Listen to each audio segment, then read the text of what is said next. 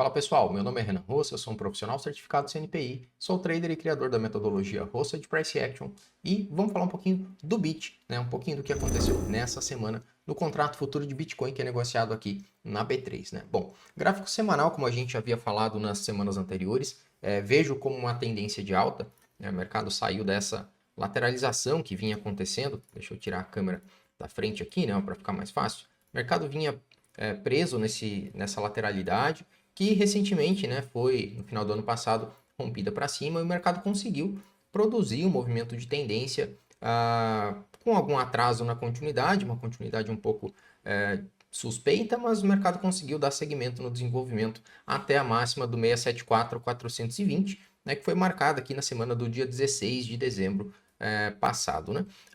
Agora, na mesma semana que marcou essa máxima, a gente também teve um toque abaixo de mínimas anteriores aqui, que foi o primeiro toque depois do início da tendência, né? Então tivemos aqui a pernada do início da tendência, aqui a gente tem um toque abaixo de mínimas de barras anteriores, então considero a perna partindo daqui, né?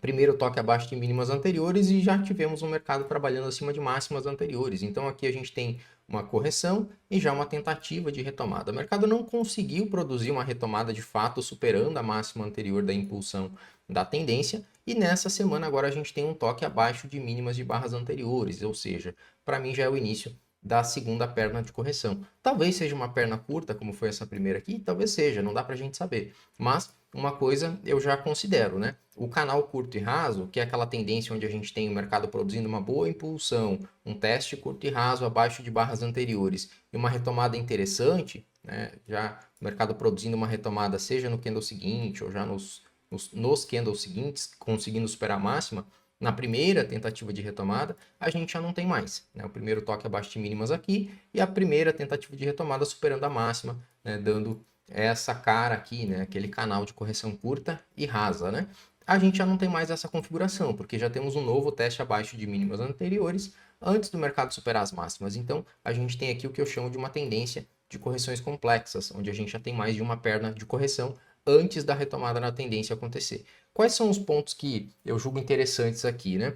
A semana vem fechando como mais uma semana de correção, mas também só com sombras inferiores, né? Ou seja, a gente olha para o que tem abaixo de mínimas de barras anteriores aqui no gráfico semanal, assim como no primeiro toque, a gente tem também só sombras abaixo de mínimas de barras anteriores, inclusive abaixo da primeira perna de correção, que é esse candle sozinho aqui, né? Então a gente tem um teste abaixo do fundo do gráfico semanal, mas um teste que não durou muita coisa, né? O mercado não conseguiu desenvolver. Se a gente descer aqui para o gráfico diário, a gente vê que foi um dia que o mercado navegou nessa região, né, abaixo do fundo do gráfico semanal, deixa sombras e já não consegue nem fechar abaixo, né, dessa região do fundo do gráfico semanal. Vale notar aqui também que a gente tem um ponto de 50% de correção, que para mim é sempre importante, da perna, né? Então, de novo, eu meço a perna do candle 45 e não do candle, não daqui de baixo, por quê? Porque o candle 45 tem um teste abaixo de mínimas de barras anteriores, então para mim a perna começa aqui, então o ponto de correção está aqui nessa região do 532 640, tá? Para mim, esse aqui é o ponto mais interessante de correção aqui do gráfico semanal. Se o mercado trabalhar abaixo desse ponto de correção, toda essa região aqui entre média, né? Na verdade, ponto de correção para mim é sempre interessante, mas se ele perder de fato isso aqui, conseguir desenvolver um movimento mais longo, aí talvez a gente tenha que medir uma correção mais longa ainda, talvez gráfico mensal, né? Alguma coisa mais ou menos por aqui assim, talvez, mas aí a gente tem que esperar o gráfico semanal, diário, os tempos gráficos menores produzirem os movimentos, tá certo? Por hora, o ponto mais interessante para mim é realmente essa região aqui do 532.640 até a região da média, se o mercado conseguir voltar para lá, porque pelo que a gente tem nessa semana aqui, é um fechamento que, claro, ainda tem pregão para rolar, uma hora de negócio aí, mas por enquanto a gente tem uma semana fechando só com sombras abaixo de mínimas anteriores, dando ainda uma condição de correção saudável, né? Não mais uma condição de alta probabilidade como um canal curto e raso, que é o que eu prefiro, mas uma correção ainda saudável em movimento de canal complexo, né? Então a gente ainda tem boas condições para a tendência aqui no BIT no gráfico semanal. No gráfico diário a gente segue na condição lateral, né, que eu já havia comentado com vocês. Vejo esse movimento aqui como um movimento de interrupção da tendência de alta do gráfico semanal, porque a gente chegou a trabalhar em regiões de mínimas anteriores, então a gente teve interrupção da tendência de alta. Isso não necessariamente, como eu falei também em vídeos anteriores, implica em reversão, né? Não obrigatoriamente a gente tem o mercado trabalhando em tendência para o lado oposto da tendência vigente até então. Na verdade, isso aqui é um movimento de interrupção, e depois de movimentos de interrupção, geralmente a gente tem lateralizações, onde os candidatos a serem máximas e mínimas das lateralizações são o ponto da máxima da última impulsão da tendência e o ponto da mínima da última impulsão da tendência, do último movimento. Então aqui a gente tem o último movimento, essa região aqui é a região que eu sempre espero como uma mínima de mercado lateral, a não ser que o mercado de fato consiga produzir um bom rompimento vendedor aqui, né? Aí é outra história, eu tenho que olhar para os pontos de correção maior, mas não foi o caso, né? A gente teve uma barra vendedora bastante interessante, mas logo na sequência uma barra compradora, reagindo, né, a compra nessa região de fundo anterior, e por hora a gente segue numa condição lateral no gráfico diário no BIT, na minha visão, tá? Não vejo nada aqui que remete à tendência no gráfico diário. A maioria das barras são barras de indefinição, são barras que estão sobrepostas com barras anteriores. A média, nesse caso aqui é uma média de 20 períodos exponencial, está praticamente horizontal, então não tem nada aqui que remeta de fato a um mercado de tendência no gráfico diário, tá? Principalmente porque a gente veio de um movimento de interrupção de uma clara tendência de alta anterior. Então, pelo gráfico diário, vejo ainda o mercado lateral. Essa região das mínimas aqui é onde os compradores por hora têm se apresentado. Vamos ver se o mercado vai ter força para testar a região das máximas, né? E quem sabe fazer a superação para fazer a retomada da tendência aqui no gráfico semanal, né? Qual que é o problema que a gente tem? A diferença, na verdade, não é necessariamente um problema, é que a gente tem agora dessa condição de um canal complexo, né? Que a gente tem aqui no gráfico semanal com duas pernas de correção, para quando a gente tem apenas uma perna de correção e uma retomada logo na sequência, né? A grande questão é que geralmente nos canais complexos, os preços acima das máximas anteriores tendem a ser preços de exaustão, ou seja, aqui muita gente inclusive acaba cometendo o erro de comprar, né, essa máxima aqui, depois de duas pernas de correção, como um rompimento da máxima, acaba se posicionando comprado na região das máximas, e na verdade para mim isso aqui tende a ser um ponto de exaustão da tendência, ou seja, tende a ser um ponto onde a gente não tem a entrada de força compradora, mas sim realização, né, da posição compradora de quem conseguiu montar a posição comprada na correção. Então, diferentemente de um canal curto e raso, onde eu posso esperar alguma continuidade acima das máximas aqui, nos canais complexos, como esse caso aqui, geralmente eu espero algum tipo de realização de lucro, talvez não imediatamente, né, mas algum tipo de realização de lucro acima do 674 ou 420 nesse caso.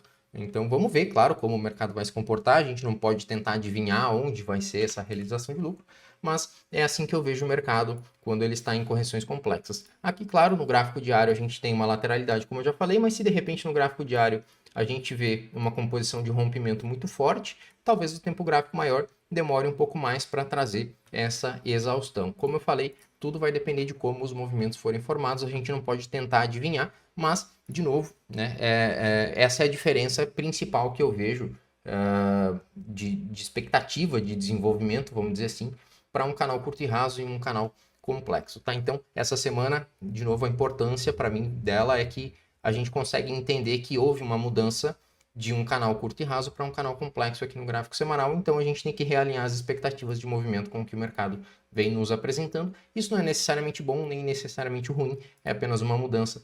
Então, fica aí a semana para a gente, né? Nos tempos gráficos menores, aqui 60 minutos, a gente até teve algum desenvolvimento vendedor em tendência durante a semana, um teste abaixo da mínima do gráfico semanal e a reação no dia de hoje, né? Abrindo num gap de alta, um dia lateral, mas um dia que abre num gap de alta, uma diferença de precificação aí de 15, 16 mil pontos, mais ou menos para o fechamento anterior.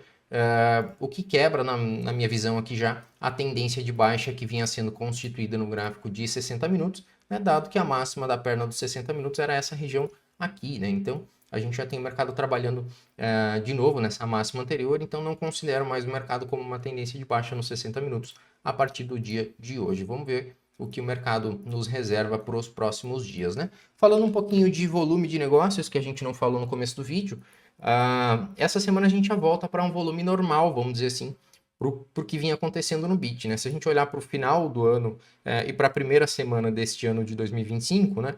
Semana do dia 23, um volume bastante baixo, pouco negócio. Semana do dia 30 do 12, né? Ou seja, praticamente a primeira metade, vamos dizer assim, da semana do ano de 2025 também um volume bastante baixo. Essa semana a gente já retoma, né? No semana do dia 6, com um volume de negócios mais interessante, mais próximo do que vinha acontecendo antes dessa queda, né? 1,33 milhões de contratos negociados, né, frente ao que vinha acontecendo nas semanas anteriores aqui na casa de 646, 650 mil contratos negociados, tá? Então, um salto de volume bastante interessante comparado com o final do ano e a primeira semana desse ano, em linha com o que vinha acontecendo, né? Com essa melhora, vamos dizer assim, com esse aumento do volume de negócios que vinha acontecendo semana a semana, desde outubro, setembro, né? Na verdade, desde que o contrato foi lançado, a gente tem gradualmente o BIT ganhando volume de negócios. Se a gente olhar aqui, né, abril, maio, junho, julho, né, vem numa crescente bastante interessante. Aqui em setembro deu uma leve queda,